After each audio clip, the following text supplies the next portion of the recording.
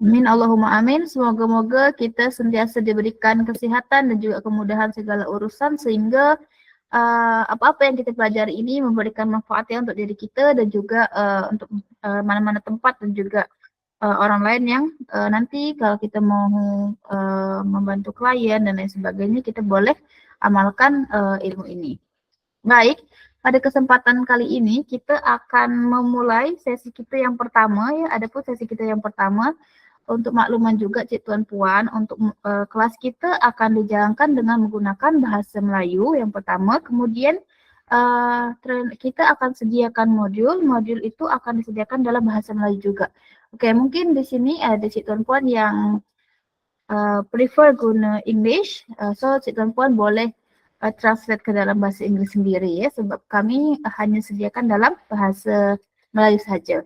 Kemudian untuk modul insya Allah nanti kami akan sediakan link Google Drive untuk memudahkan Cik Tuan Puan mengakses modul dan bahan-bahan yang telah kami kongsikan kepada Cik Tuan Puan semua.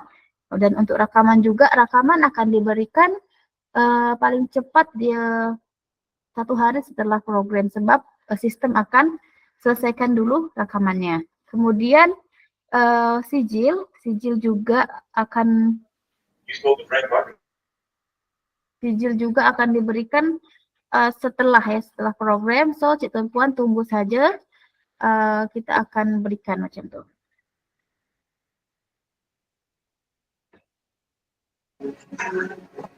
Oke, nanti kalau ada apa-apa soalan yang masih belum dipahami berkenaan dengan kelas ini, Cik Tuan Puan silakan tanya dekat grup ataupun dekat kolom chat ini, insya Allah kami akan menjawab ya. Mungkin Cik Tuan Puan nanti semasa kita kelas mohon untuk di mute dulu, dan juga kalau yang tidak ada kekangan silakan untuk on cam ya.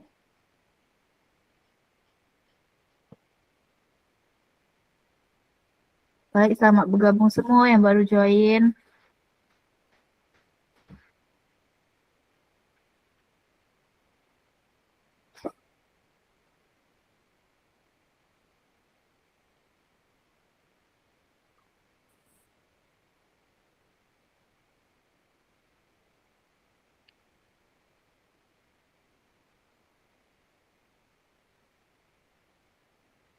Oke, baik. Jadi untuk kelas pada malam hari ini yaitu workshop 1 ataupun sesi pertama, kita akan mempelajari tajuk kita ialah latihan emotional awareness mapping ya. Nanti Cik Tuan Puan akan mempelajari berkenaan dengan tajuk inilah. Baik ya. Sambil kita menanti juga peserta yang lain, alhamdulillah sudah hampir sepenuhnya bergabung tanpa melengahkan masa.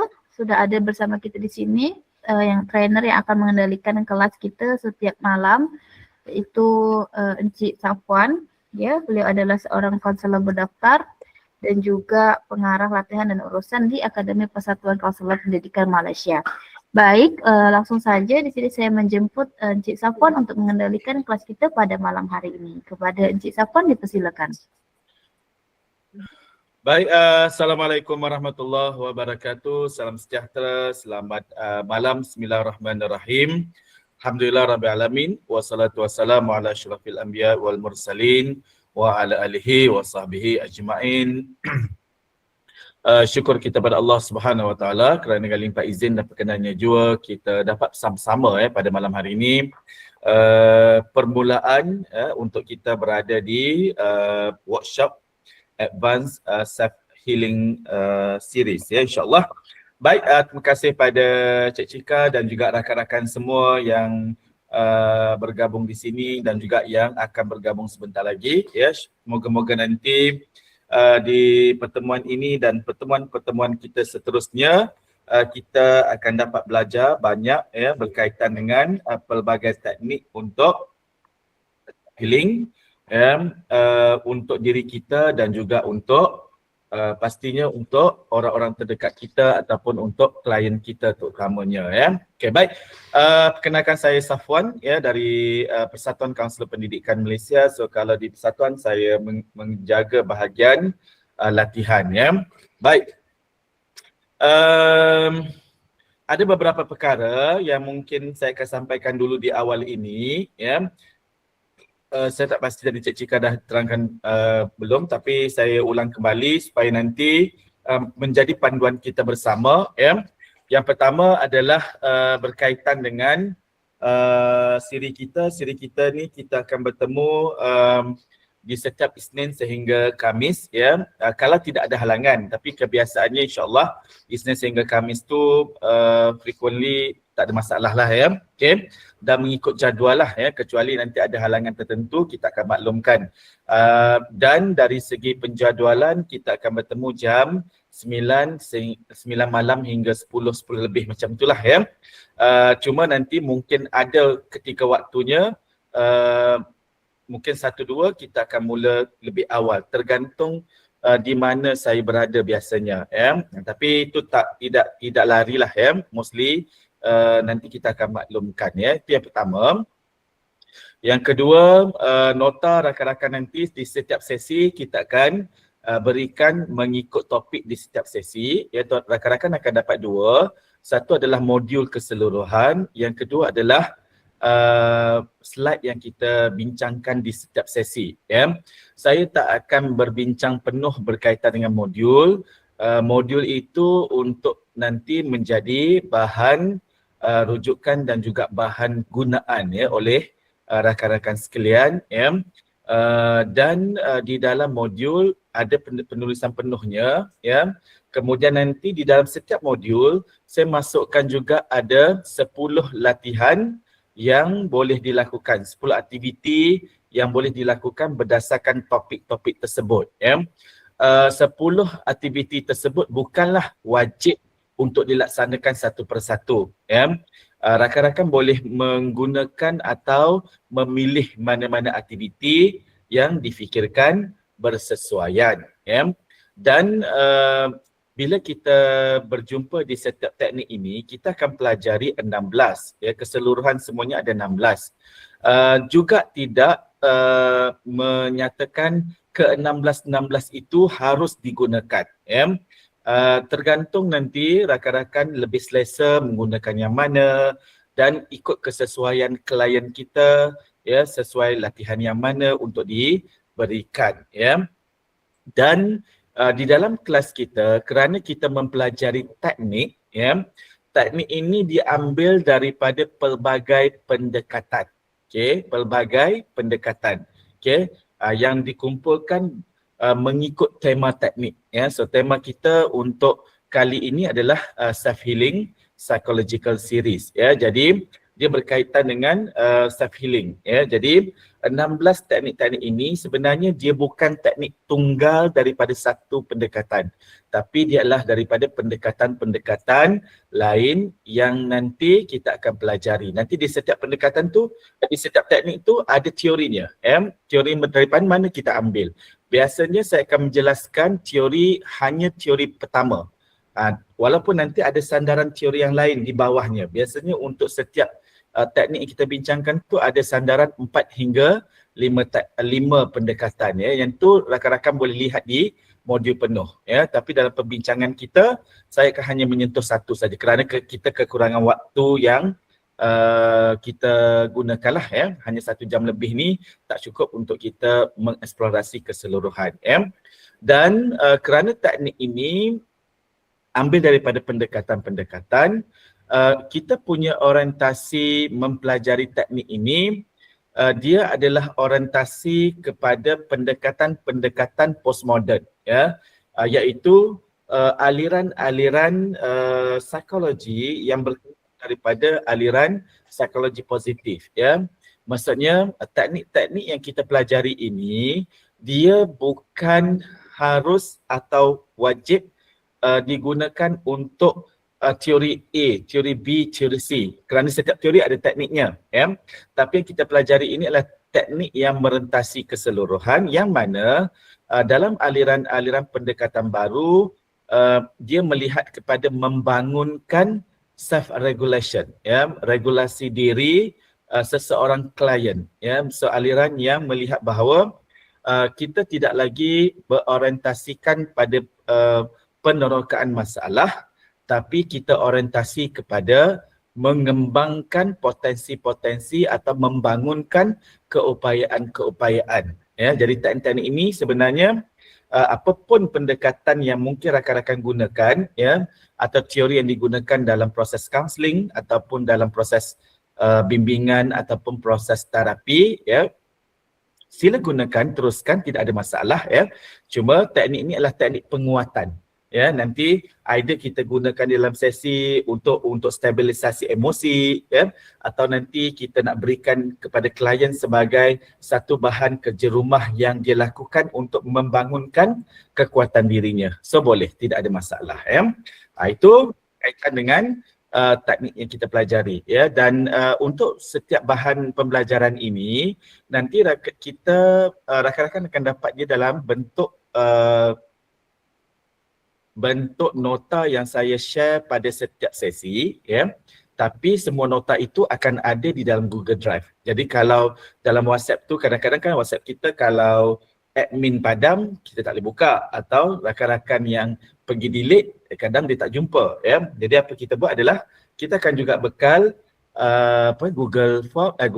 Google Drive kepada rakan-rakan untuk nanti rakan-rakan boleh menggunakan pada bila-bila masa lah, ya, boleh download pada bila-bila masa kemudian berkaitan dengan rakaman tersebut, ya. Okey. Baik, rakaman pula bahan tersebut, ya. Kemudian yang keempat adalah berkaitan dengan rakaman, ya. So rakan-rakan juga akan menerima rakaman pada setiap sesi. Cuma rakaman tu biasanya akan dapat mungkin sedikit lewat lah, ya. Kalau macam malam ni kita mula malam, biasanya rakaman itu akan dicipta dan besok baru akan tiba, ya, biasanya 1 hari kemudian, kerana dia dirakam langsung ke Google Drive, ya.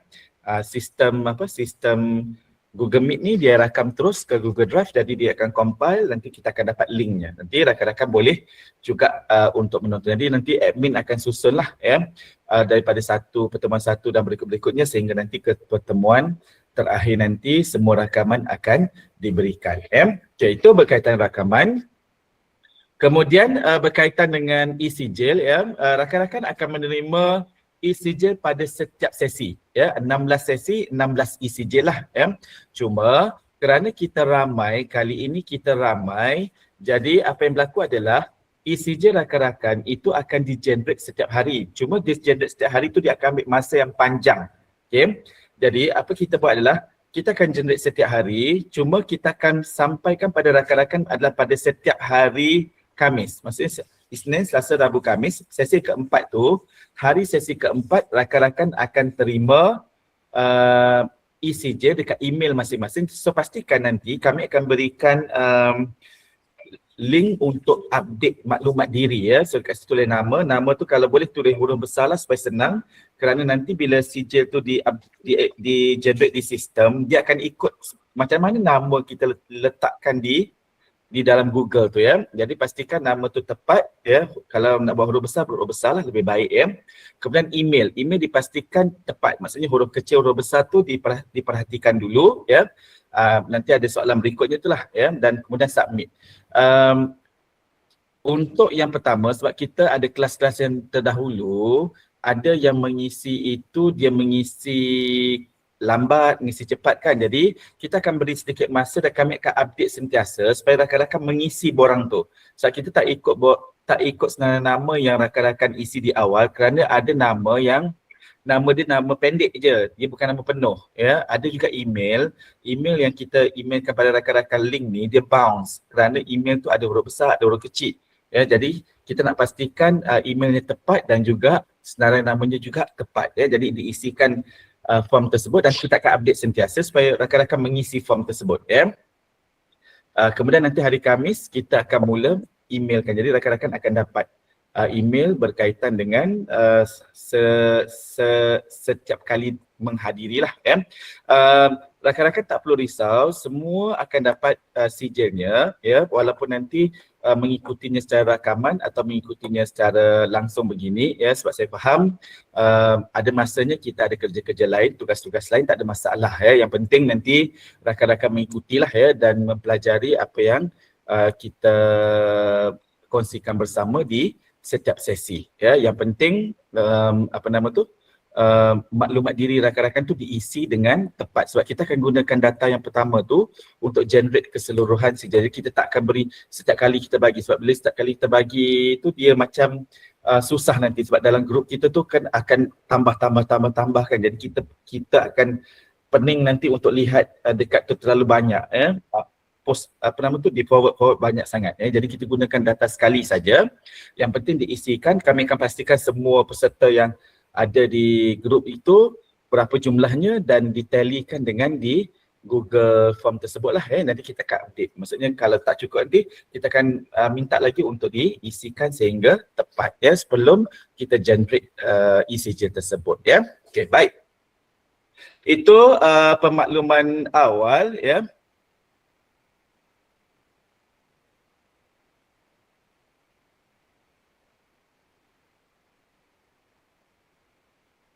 Okey, pemakluman awal. Okey, sebentar.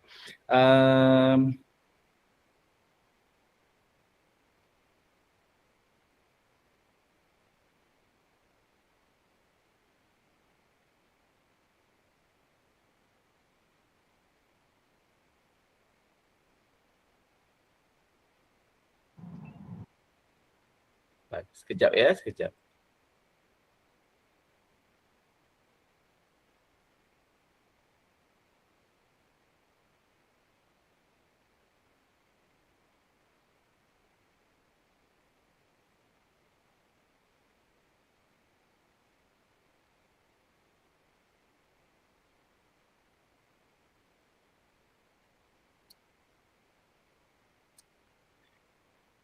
Alright, itu sementara. Mungkin nanti kalau ada perkara-perkara yang saya yang mungkin nanti ada isu benda-benda baru yang kita akan update, kita akan infokan, atau pertanyaan daripada rakan-rakan yang baru nanti admin akan updatekan pada kawan-kawan sekalian Okay, baik.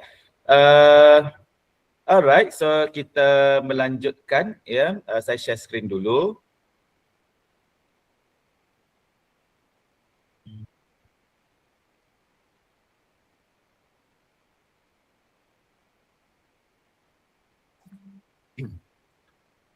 Okay, baik.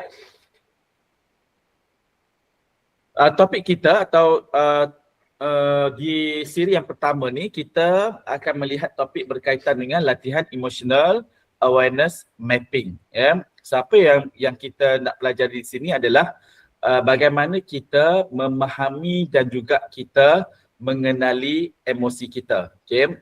Mungkin pertanyaannya adalah emosi saya tahulah emosi kan. Okay. Emosi itu adalah perkara yang memang hari-hari kita jalani, betul dan kalau kita perhatikan kalau pertanyaannya adalah apakah yang anda rasakan pada ketika ini, pasti kita boleh menjawab semua orang pasti boleh menjawab tentang emosi tersebut cuma apakah emosi tersebut, emosi yang kita nyatakan tadi itu adalah emosi yang menjelaskan, atau dia adalah rangkuman daripada pelbagai emosi yang dinyatakan macam ni. Kita kan selalu jumpa orang yang apa yang anda rasa hari ni? Saya rasa letih lah hari ni. Kalau kita lihat letih kan, letih ada tak dalam senarai emosi? Tapi ramai orang akan sebut letih. So penat lah hari ni. Penat tu ada tak dalam senarai emosi? Kalau kita pelajari emotion kan dia ada emosi positif, ada emosi negatif kan. Emosi tu ada marah, sedih, kecewa dan sebagainya. Gembira, bahagia kan. Dan sebagainya. Tapi yang sering orang sebut adalah rangkuman. Maksudnya letih tu bukan daripada satu perasaan. Dia gabungan beberapa perasaan yang mewujudkan satu pernyataan. Nanti rakan-rakan boleh lihat saya ada share berkaitan dengan emotion wheel. So, dalam emotion wheel dia tunjukkan ya di wheel yang tengah, wheel yang berikutnya di wheel yang utama, kemudian dikembangkan daripada wheel yang sama itu apakah ciri berikutnya. Kemudian dikembangkan lagi ada ciri berikutnya. Okey. Sehingga nanti saya hanya share saja ya. Untuk rakan-rakan juga kita boleh melihat ya, untuk kita memahami kita ni berada di emotion yang mana sebenarnya ya. Emotion yang di tengah yang 4 itu adalah emotion yang memang secara umumnya itu adalah emotion yang pasti ya. Saya cari sekejap dia punya ni. Okay, emotion 4 tu adalah emosi yang tunggal dia. Dia paling di tengah ya.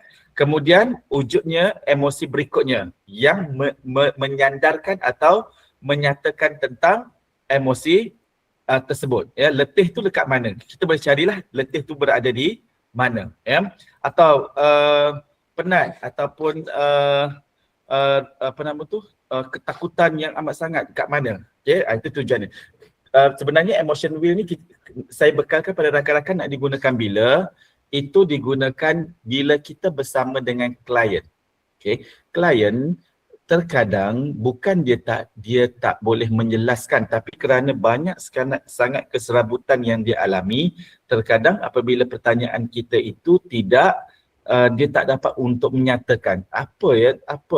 Okay. Jadi yang tadi yang saya berikan pada rakan-rakan tu itu boleh di print, di laminate cantik kan, diletakkan di atas table kita. Nanti bila kita perlukan bersama dengan klien, kalau klien perlu explore, kita boleh sama-sama dengan dia mengeksplorasi kepada wheel tersebut ya. Okay, baik.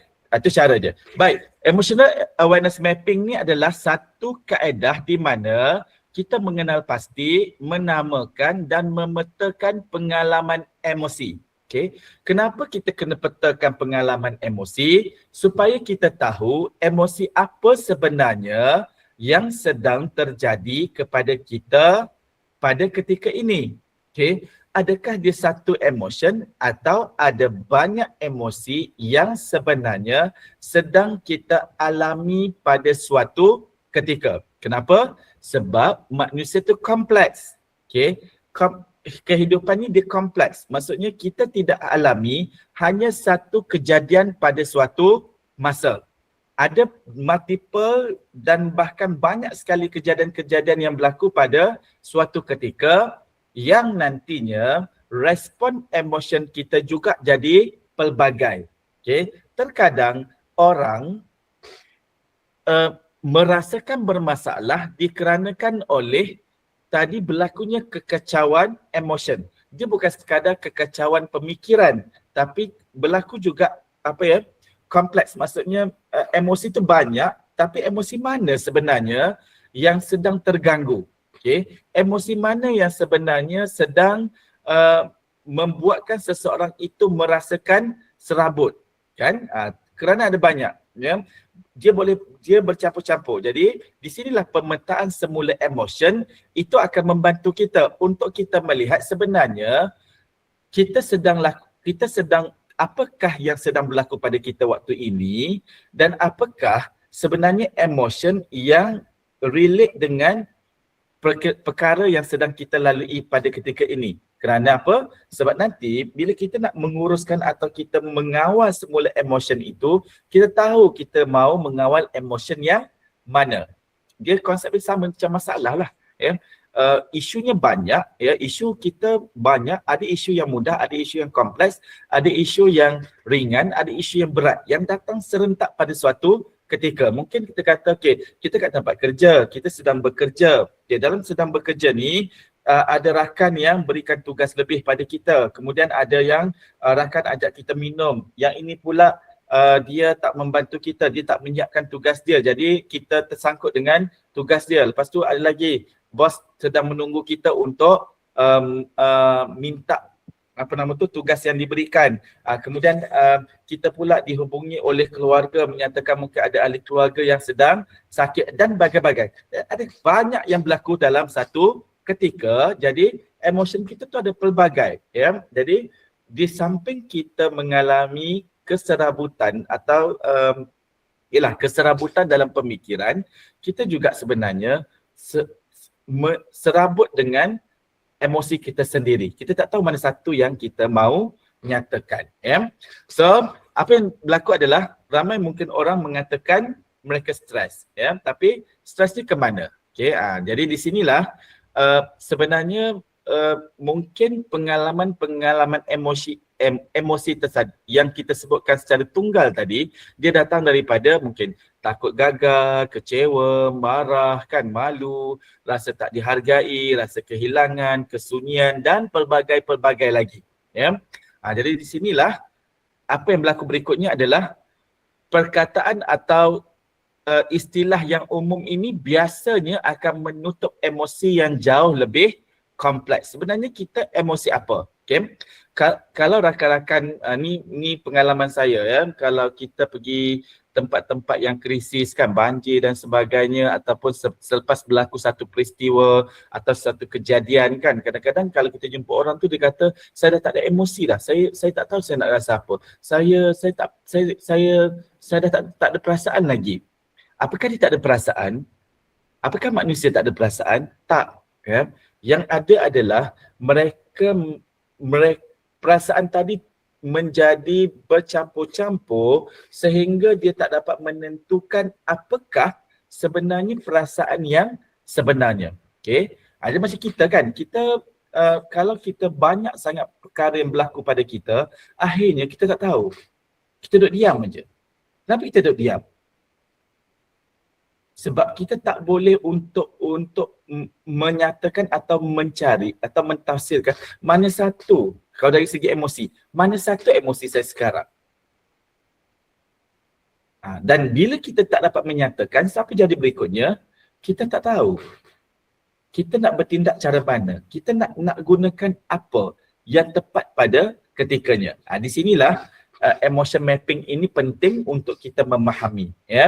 So, keupayaan memahami pengalaman emosi dengan lebih tepat merupakan satu kemahiran dalam proses self-healing. Because of, bila kita memahami emosi kita, kita tahu di mana yang kita harus kontrol, di mana yang kita harus tingkatkan dan yang di mana kita harus kurangkan. Dia dalam emosi ni bukan bercerita emosi positif itu baik, emosi negatif itu buruk. Tak.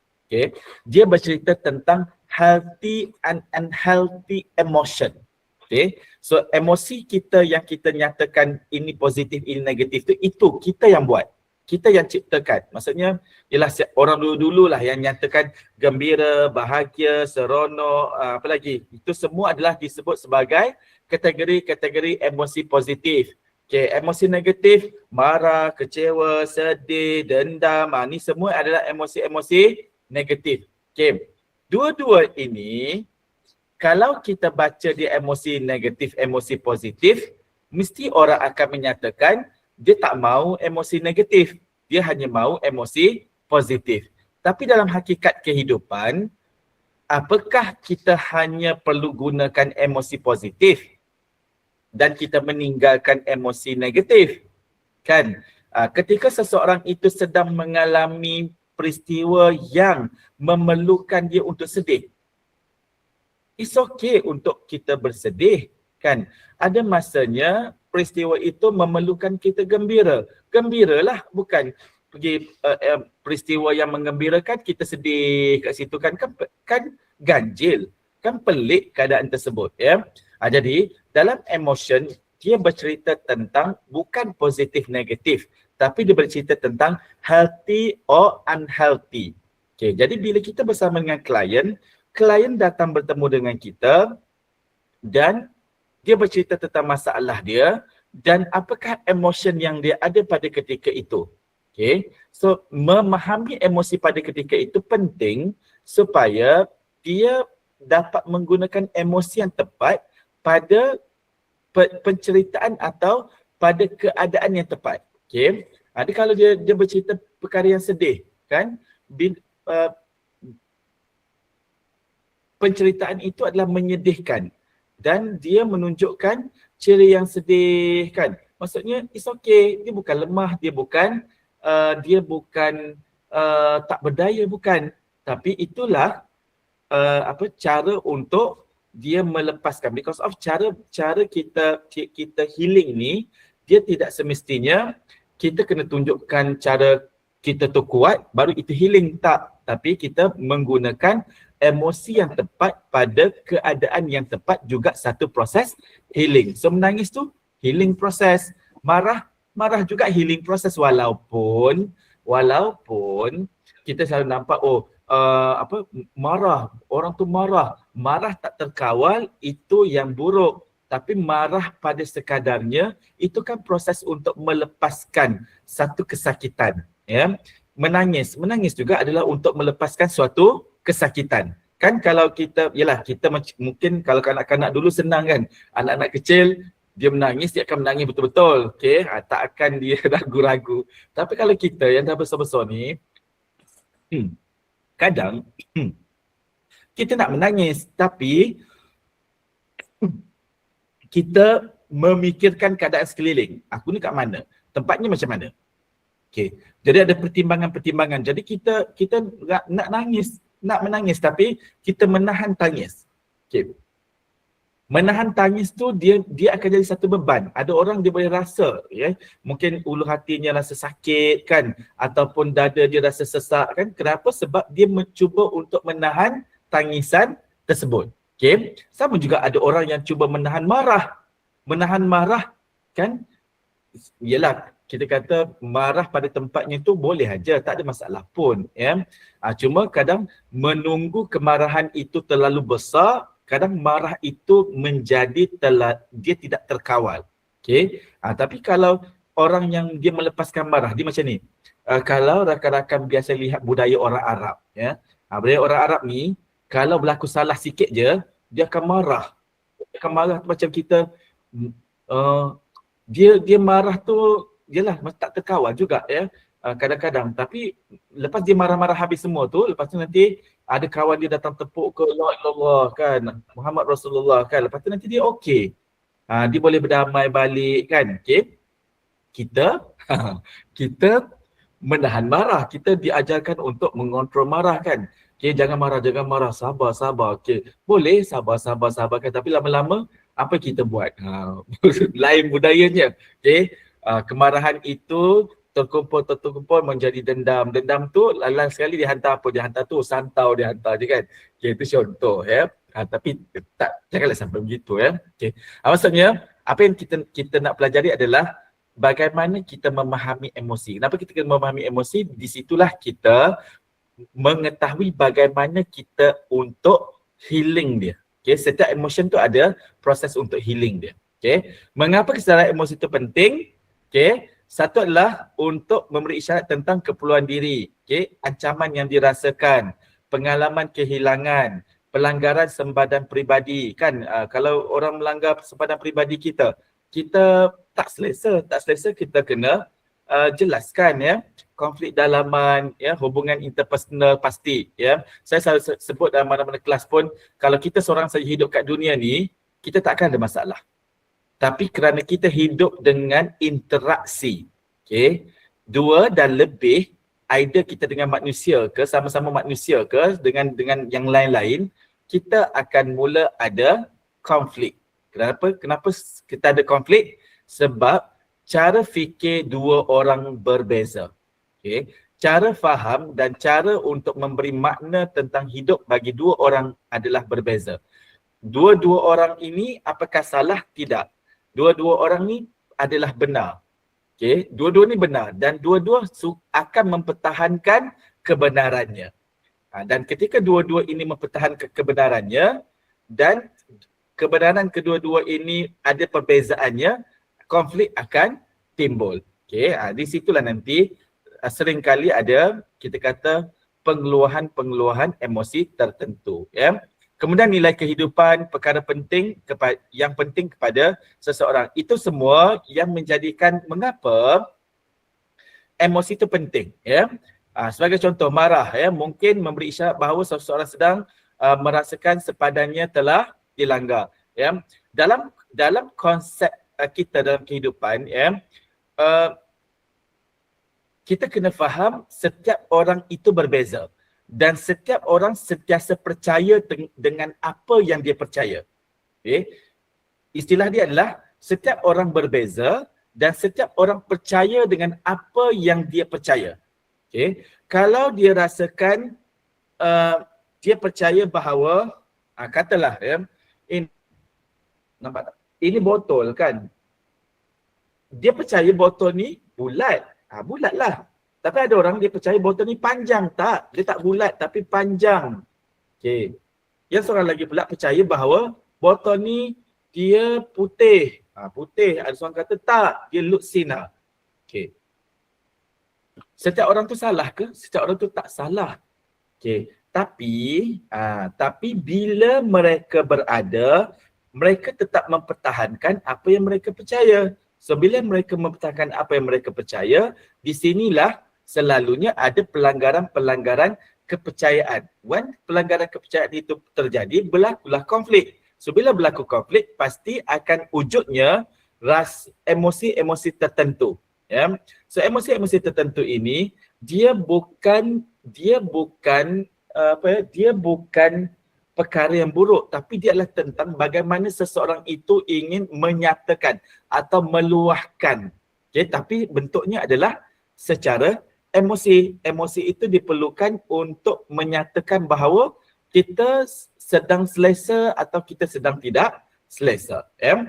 Takut, sedih, malu, kecewa dan sebagainya. Yang rakan-rakan boleh lihat di sinilah.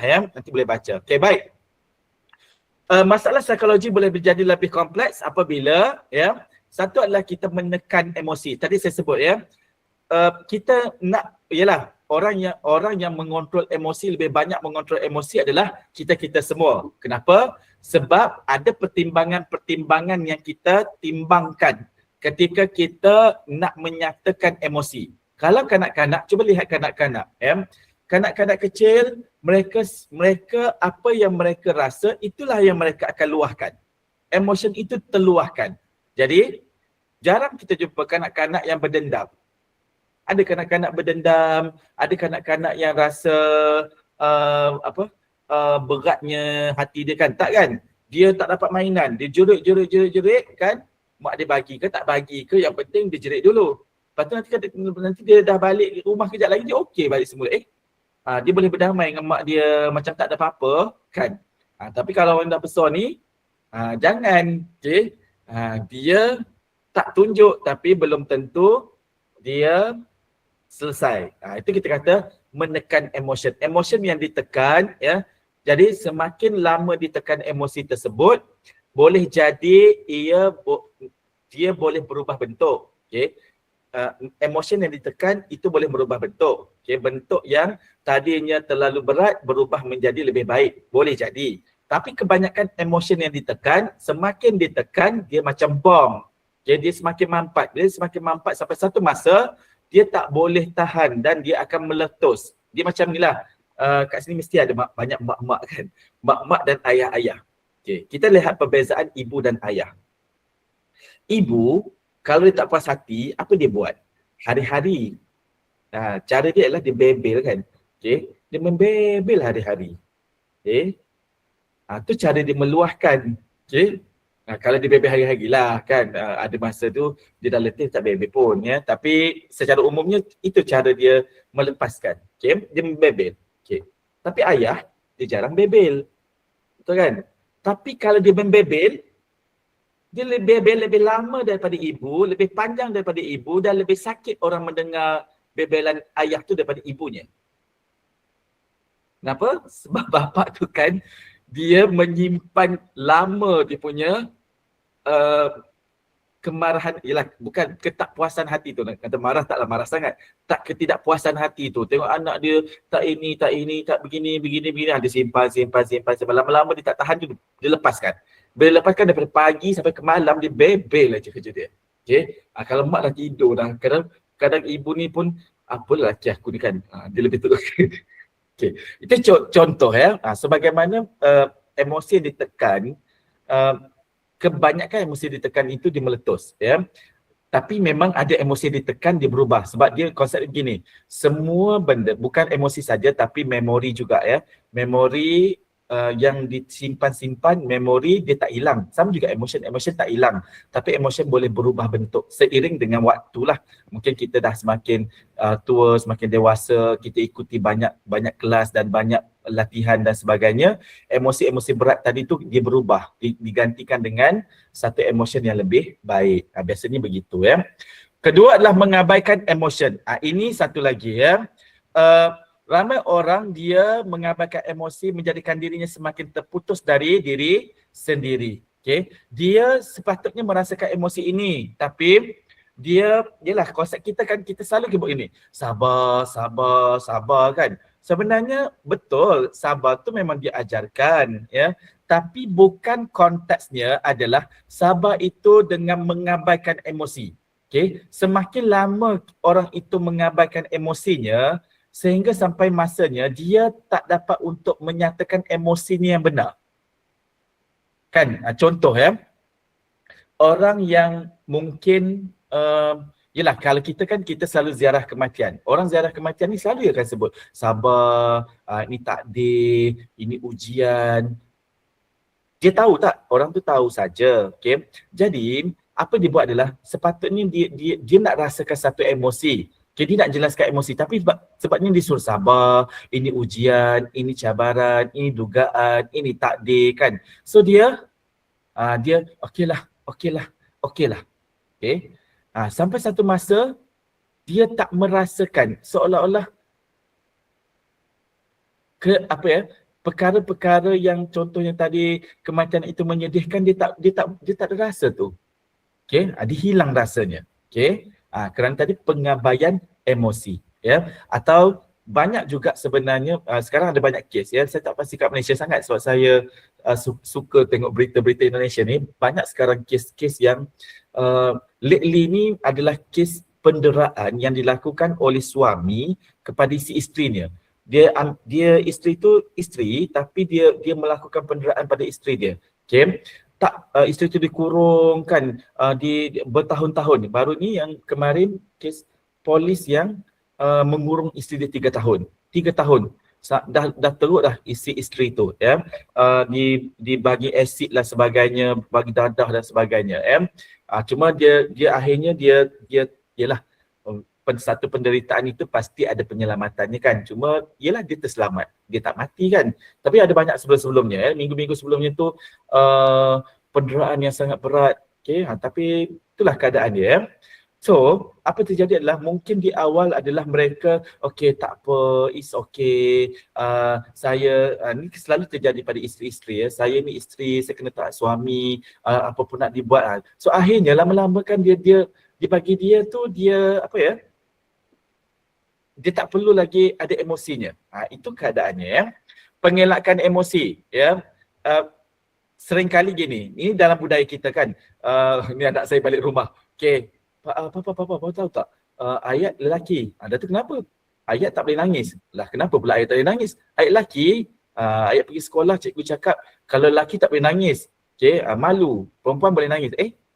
Macam tu Okay. Jadi, dia dalam budaya kita ni yang sebenarnya satu budaya yang kita tidak menyatakan yang tepat sehingga nanti pemikiran itu akan menjadi salah kan. Pendaman emosi yang terlalu lama itu akan meletus. That's why kenapa kita tengok nanti akhirnya menjadi kes bunuh pasangan dan sebagainya ya. Okay. Menafikan emosi, ini juga selalu ada ya. Orang sering menafikan emosinya. Okay. Menafikan emosi ni tak mudah sebenarnya, sakit sebenarnya ya. Kalau orang yang betul-betul mengalami dan dia emosi, sebenarnya itu benda yang fitrah tetapi ditolak. Kan? Ini bukan benda yang kita kena ambil, tak. Tapi itu secara semula jadinya itulah keadaan dia. Dia kenapa semula jadi itu perlu? Kerana dia katasis. Kan tubuh badan kita contoh ya. Tubuh badan kita berlari. Bila kita berlari, apa terjadi di tubuh badan kita? Tubuh badan kita rasa panas. Sebelum tubuh badan kita rasa panas, apa berlaku berikutnya? Peluh akan keluar. Itu semua jadi. Bayangkan kalau kita tahan peluh tu. Orang boleh pengsan.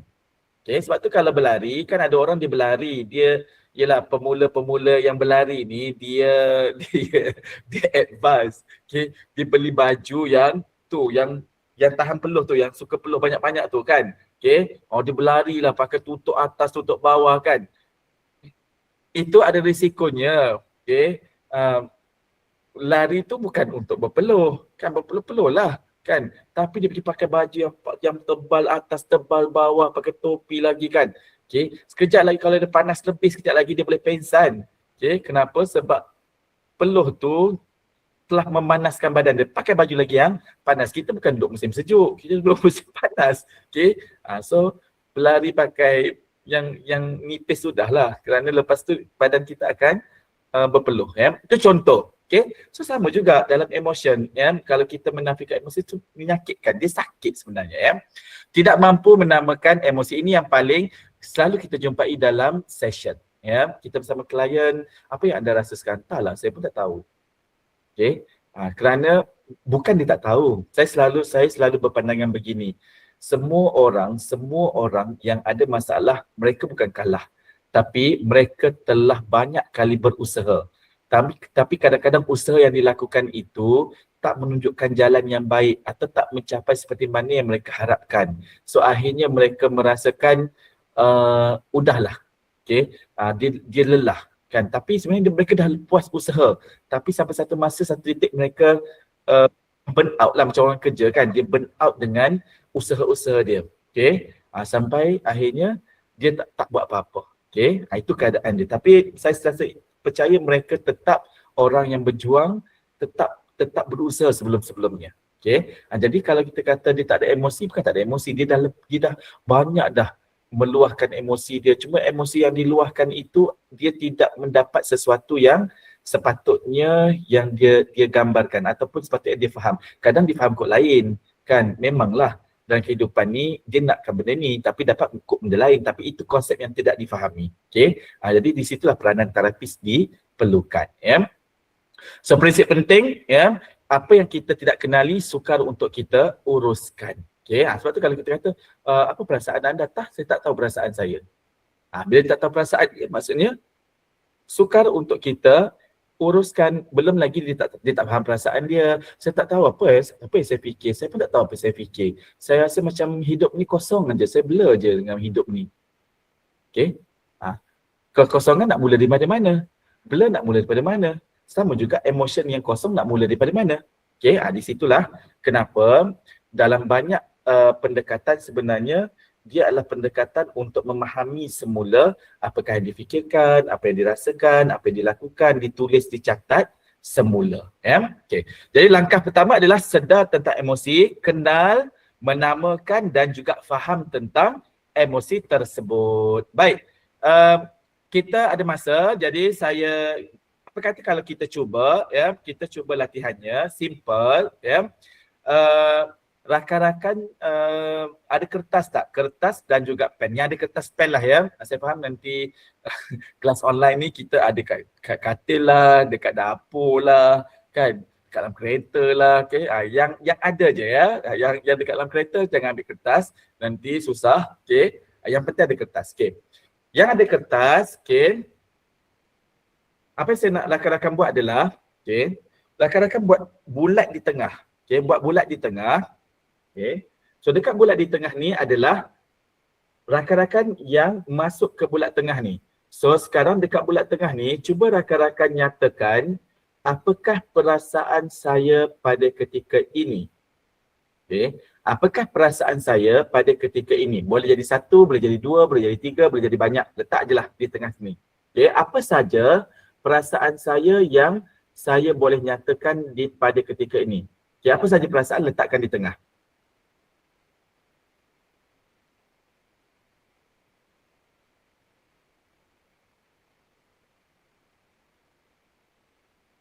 Memang tak nampak ni saya tunjuk ni je. Saya tunjuk apa? Saya tunjuk imagery je, okey. Sebab kita punya saya tak pakai itu. Okey. Ni contoh ya. Sebab kat sini bulat kat tengah ni, okey, dekat dalam bulat tengah ni letakkan apakah emosi kita. Emosi yang rakan-rakan lah. Okay, boleh jadi 1, boleh jadi 2, boleh jadi 3. Apakah perasaan yang anda rasakan pada ketika ini, dituliskan di tengah tu. Okay. Alright. Sekarang dah siap. Okay. Setiap emotion ni, setiap emosi yang tadi yang di tengah ni, kalau ada satu-satu je lah. Kalau ada 2, di setiap itu dibuat bentuknya, buat petak ke, bulat ke kan, kita nak mind mapkan dia. Okay. Kita tarikkan dia keluar. Ambil satu dulu, contohnya emosi saya adalah gembira. Okay. Contohnya gembira. Gembira, tarik satu keluar. Okay. Tarik satu keluar. Okay. Apakah yang gembira ni? Okay. Apakah emosi-emosi yang dinyatakan sebagai gembira? Okay. Apakah perasaan-perasaan yang menunjukkan saya gembira? Okay.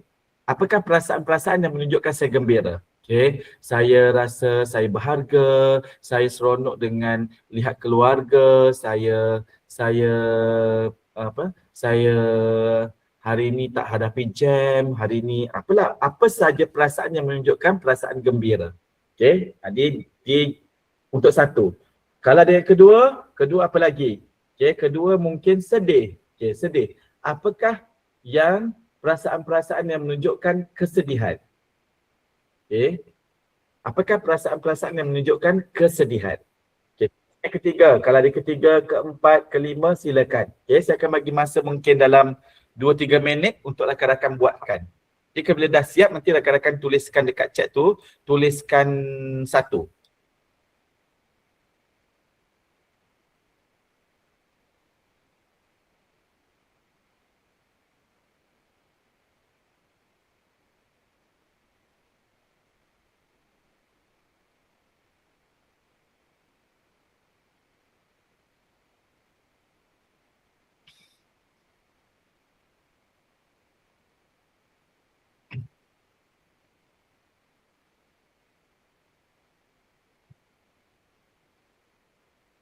Boleh Puan Tengku nanti Puan ni je, listkan.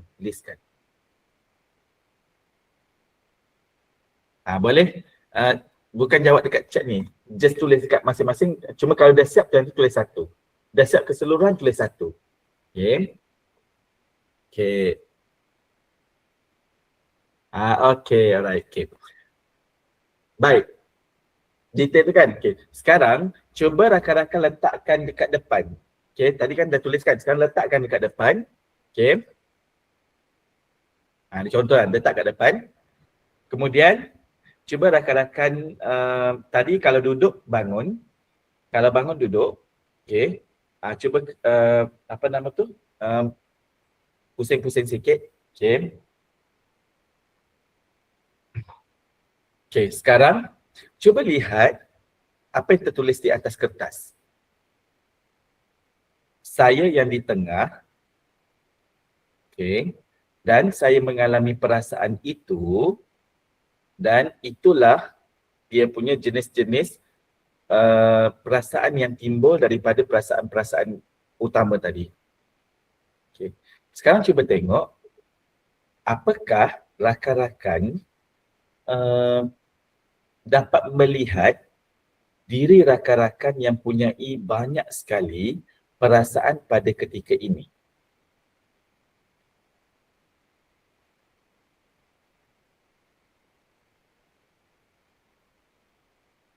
Yang ni kalau dengan klien tak jumpa, bagi bekal yang tadi tu. Yang saya bagi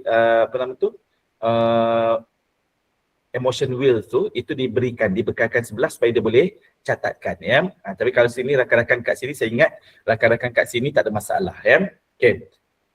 Ulang semula. Okay. Tadi dah siap kan? Dah siap? Dah bangun kan? Dah bangun ataupun pindah sikit position dia. Okay. So sekarang saya minta rakan-rakan letakkan tugas tu, either nak letak atas meja boleh, nak letak depan boleh, tergantunglah macam mana kedudukan rakan-rakan sekalian ya. Kalau kita dengan klien, boleh je kita letak dia dekat whiteboard kan, kat whiteboard tu kita tunjukkan balik, atau atas meja boleh, tak ada masalah ya. Yang penting dia boleh melihat secara satu dia di atas kertas dan satu lagi kita di sini. Maksudnya kita yang melihat kertas kita sendiri. Okay. Sekarang cuba lihat ke kertas itu. Perhatikan diri anda di sini, okay, yang punyai perasaan banyak ni. Okay. Bila anda melihat anda punya perasaan yang banyak ni, apa yang anda rasakan? Okay, apa refleksinya? Okay. Kalau satu-satulah kan, kalau ada banyak, apa yang refleksi anda dapat daripada bila anda melihat banyak sekali perasaan-perasaan yang ada pada ketika ini? Okay, itu satu. Okay. Kemudian, cuba lihat ya, di antara semua perasaan itu, mana satu perasaan yang paling menyenangkan dan mana satu perasaan yang lebih sukar atau lebih agak menyusahkan. Mana satu? Yang menyenangkan kita tandakan bahagian yang membahagiakanlah, menyenangkanlah. Kalau membahagiakan, bahagia itu perasaan kan. Yang kita rasa indah-indah lah. Okay? Yang ini yang paling utama, lepas tu yang paling rendah yang mana? Okay. Okay. Untuk sementara ini, anda ingin memilih perasaan yang mana? Yang di atas tadi atau yang ke bawah? Okay. Yang perasaan bagus atau perasaan rendah? Mana satu? Okay. Sekiranya anda memilih untuk perasaan tinggi, perasaan yang atas tadi, okay. So anda, apa yang anda buat adalah anda tarik nafas yang panjang, okay. Rasakan kembali rasa perasaan tersebut, okay. Kemudian lepaskan nafas ni dan ucapkan syukur, okay. Ucapkan syukur dan ucapkan rasa gembira pada diri. Apalah ucapan-ucapan, tak ada masalah, okay. Kalau yang rasa rendah, okay, rasa rendah ini, okay, apa yang perlu dilakukan? Pertanyaannya adalah, rasa rendah ini apakah saya ingin menyelesaikannya sekarang atau saya ingin menyelesaikannya esok? Kalau saya nak ingin menyelesaikan sekarang, terus kepada apa yang saya perlu lakukan untuk saya stabilkan emotion ini. Okay, nanti dicatatlah apa yang saya perlu lakukan untuk stabilkan emotion ini. Dia ada tindakannya kan, rakan-rakan pasti tahu ya, apakah keadaan yang membawa ke sini. Okay. Dilistkan apa sahaja tindakan yang ingin dilakukan. Daripada list tersebut, cari list yang paling ringan untuk dilaksanakan. Okay, kerana malam ni dia hanya cukup pendek kan. Jadi kita bersambung besok kerana hari ini. Tapi kalau memilih untuk sambung besok, jadi kita setkan perasaan-perasaan ini sekarang aku mahu berehat dan aku tahu perasaan ini masih ada, aku terima dia perasaan ini, okay. Aku hargai perasaan ini, cuma aku ingin menyelesaikan perasaan ini esok. Okay, jadi kita sebutkan dan kita tarik nafas yang panjang dan kita lepaskan, kemudian kita ingat bahawa perasaan ini tetap ada dengan kita, it's okay, cuma saya mahu selesaikan esok. Okay, untuk hari ini biar tenang-tenang dulu. Okay. Dapat tak?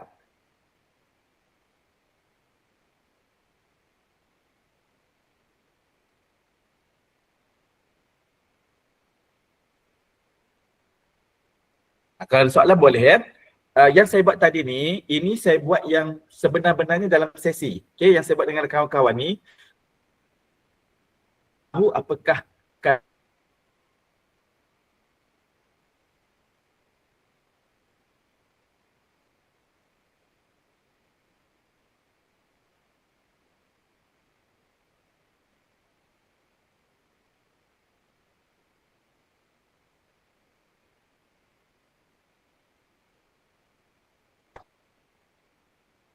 bila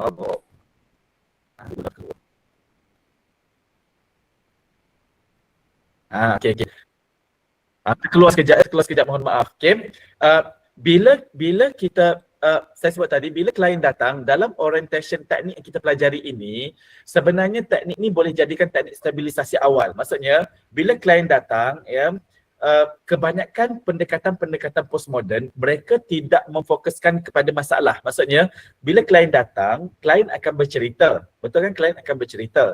Cuma, apa yang kita lakukan adalah, kita tak fokus dulu ceritanya. Kita faham cerita dia, kemudian kita akan cari dulu satu teknik untuk kita bagikan klien itu rasa lebih stabil. Okay. That's why kenapa datangnya teknik yang emotion mapping ni.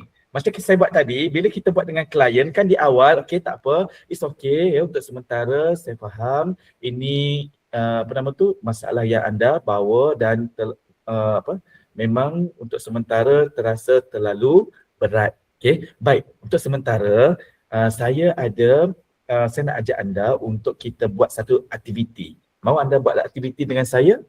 Okay, dia tak susah, dia simple aja. Okay, mari kita distract dia dengan satu aktiviti. Okay, jadi aktivitinya adalah kita tahu bahawa emotion dia tadi, kita belum tahu apakah emosi dia. Okay, kepada masalah yang dia hadapi tu. Okay, jadi kita buat latihan ini dan bila kita mengajak dia, jadi apa yang dia dapat adalah dia dapat melihat apakah emosi-emosi yang berlaku pada dia waktu ini.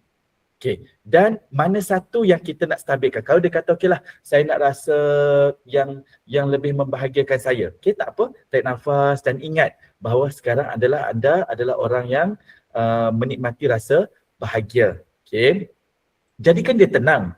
So bila dia tenang, apa kita boleh buat adalah berikutnya baru kita akan sambung. Okay, so sekarang anda faham bahawa anda merasakan diri anda lebih tenang atau anda rasakan lebih menikmati rasa yang lebih bahagia. Okay, baik. Sekarang balik kita kembali kepada apakah yang anda ingin kongsikan dengan saya. Terkadang bila orang ini boleh menstabilkan dia punya emotion dia, secara tidak langsung dia akan melihat bahawa masalah yang dibawa tadi itu sebenarnya tidak terlalu berat.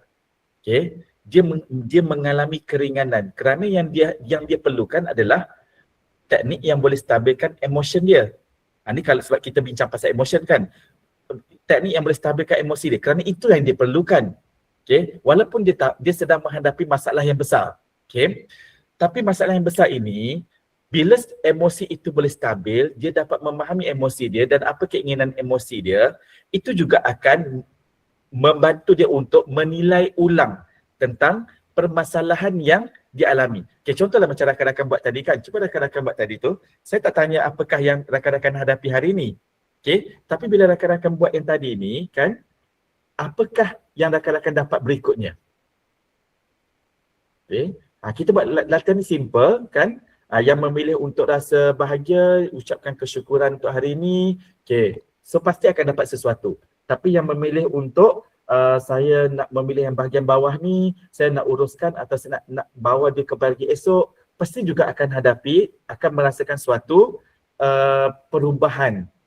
Either perubahan emotion ataupun perubahan kepada cara berfikir kepada apa sebenarnya isu yang terjadi pada kita hari ini. Betul kan? Apa pendapat rakan-rakan? Refleksi diri, betul ya. Ini bagus setiap hari kalau kita boleh refleksi diri. Sebabnya kalau boleh sebelum kita tidur kan, kita biarkan diri kita dalam keadaan yang tenang. Sebab kita boleh buat yang ini. Okay, kita faham emosi kita hari ini apa. Oh, emosi saya gembira hari ini, saya bersyukur. Ataupun emosi saya rasa sedih lah hari ini. Okay, sebelum tidur pastikan kita nyata pada diri kita. Okay, saya memang sedih, saya memang kecewa, saya memang sangat rasa sedih hari ini. Okay, saya terima kesedihan ini sebagai suatu yang nyata. Okay, cuma untuk setakat ini saya inginkan perasaan sedih ini, saya akan prosesnya besok. Okay, untuk sementara ni saya nak rehatkan untuk diri saya nak beri masa untuk diri saya untuk saya tenang. Okay, tapi saya tak menindakkan emosi buruk ni. Okay, emosi buruk ni tetap saya alami. Okay, cuma untuk sementara ini adalah saya ingin berehat, beri masa untuk diri saya. Dan kita akan kembali semula untuk merasakan emosi ini dan menguruskan emosi ini esok hari. Jadi kita boleh tidur tu dengan lebih tenang, badan kita mungkin boleh relax kan. So bila badan kita ni relax, bila kita tidur dan tenang dan relax, sebenarnya circulation tidur kita tu akan baik. Bila besok kita bangun, kadang-kadang bila kita bangun besok, kita rasa macam kesegaran. Bila kita segar, kadang-kadang kita either kita mengingat ataupun kadang-kadang kita buat apalah aku sedih kan, kenapalah aku sedih semalam kan, ternyata hari ini perasaannya berbeza. Itu, okay, maksudnya di dalam konteks perbincangan kita, kerana kita adalah teori-teori pendekatan postmoden ni ada satu konsepnya adalah problem is problem, self is self. Okay, diri adalah diri, problem adalah problem. So kena lihat diri itu dan problem adalah dua entiti yang berbeza, tapi mereka hidup bersama-sama. Kita tak menolak problem, kita menyatakan bahawa problem itu saya ada dengan saya, tapi problem tu tak masuk dalam diri saya. Saya hanya menjadi teman setia kepada problem, tapi problem tak boleh menguasai saya. Ya, itu konsepnya. Nanti bila kita sampai dekat perbincangan teori tersebut, nanti kita akan bincangkan. Okey. Baik. Ada soalan pada kawan-kawan? Yang latihannya ada kat bawah. Okey, step-step tu sama kat bawah, tapi saya buat tadi tu saya bentukkan yang ni tak ada sebenarnya dalam nota ni, cuma saya adjustkan tekniknya. Cara nak buat teknik ini, rakan-rakan boleh pelbagaikan. Okay, tergantung jenis kliennya. Dia macam ni, saya suka sebenarnya untuk setiap teknik, kita jangan terfokus buat kertas, tulis kertas kan. Tapi sebab yang kat kelas kita ni tak ada pilihan sebab ni kelas online kan. Tapi kalau tempat tu bersemuka, biasanya saya akan sediakan bekas. Ni ada bekas ni. Okay, ada bekas. Okay, dalam bekas ni saya akan bagi dia kertas kecil kan. Nanti dia akan masuk sini. Apakah perasaan-perasaan anda? Okay, masuk dalam bekas ni. Okay, ambilkan tali untuk setiap perasaan ni. Okay, contohnya gembira. Okay, ambil tali, letak kat luar. Okay, sekarang di tali ni letakkan lagi apakah perasaan-perasaan yang timbul daripada perasaan ini. Jadi dia macam mind mapping tapi bentuknya macam permainan. Kenapa? Kenapa saya buat ini? Satunya adalah kita bukan nak distract dia, tapi kita nak mengubah sedikit daripada fokus dia kepada masalah, tapi dia fokuskan kepada memahami dirinya. Ketika dia fokus memahami dirinya, sebenarnya dirinya tu kuat. Okay? Dan nanti bila kita reflect balik dengan masalahnya, dia tidak melihat bahawa masalah itu terlalu berat. Okay? Kerana dia melihat bahawa, oh rupanya aku ada perasaan-perasaan ini, aku kena hargai perasaan-perasaan ini. Okay? Jadi tak salah ada perasaan-perasaan ini. Okay? Sebab kadang-kadang ada orang dia bermasalah tu, dia ada isu. Tapi isunya adalah dia nak ekspreskan perasaannya. Tapi perasaan itu tak diekspres dengan cara yang betul. Sehingga dia mengalami bebanan-bebanan yang berat. Okay, so bebanan berat-berat ni kadang daripada situ kita akan cari cara, okay, macam nak cara express. Contoh yang tadi kan, emosi rendah. Akan ada cara dia, jadi kita akan bincang okay, cara-cara nak memperbaiki emosi ini. Bagaimana? Adalah cara dia, maksudnya menjelaskan pada orang tu ke, bertemu orang tu ke, ataupun kita kena banyak apa lagi aktiviti ke apa. Kita akan dapat cara-caranya yang berikutnya. Okay? Baik, ada soalan pada kawan-kawan?